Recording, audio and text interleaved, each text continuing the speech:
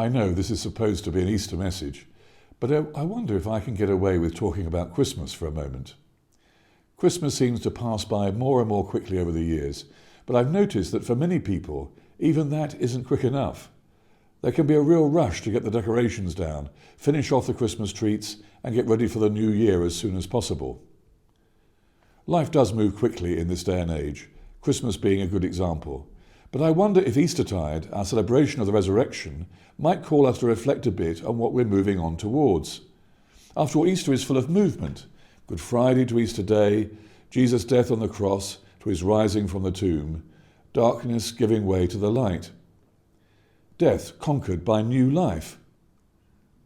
We are encouraged to have this sense of change and charge and movement in some of the traditional Easter readings from the Bible. In addition to the Easter Gospels, we might hear the story from Exodus of the Israelites' escape from Egypt. They are escaping from slavery to freedom, travelling through the waters of the Red Sea to dry land. In Romans, St. Paul talks about a similar Easter journey from slavery to freedom, from sin to grace, from death to resurrection. And he describes it as walking in newness of life. God calls us to walk in newness of life. To me, this is about moving forwards. There is both a journey and a destination. We don't keep doing the same things we've always been, and we don't keep looking backwards over our shoulder, dwelling on the past, dwelling on who we were. Instead, Easter invites us to move forward with hope to who we might be, how we choose to live in the light of Easter and the promise that all that Jesus' resurrection brings. And what might this mean for the church?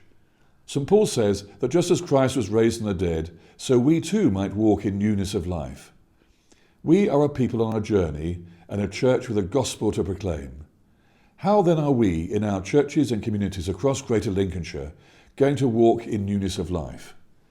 What are the things that we keep looking back to over our shoulder that weigh us down and stop us from responding to God's call?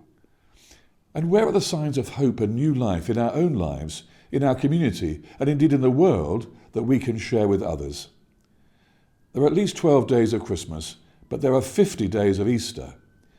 Just as at Christmas we might rush to get the decorations down, we might also be tempted to think of Easter as a single day.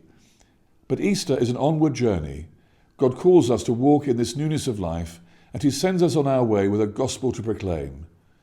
As individuals, as churches, as the people of God, let us now move forward with hope in our hearts and a longing to see lives transformed in the life of Christ. This Eastertide, may God bless all of you and strengthen you through the power of the Spirit to walk with Christ in 2024 and beyond. And I want to give a plug at the end of this message. I wrote a chapter about Eastertide in a book of Mark Oakley's called A Good Year. I do recommend it. And also, I suggest that you look up on YouTube, if you have access to the internet, and watch Dolly Parton sing He's Alive.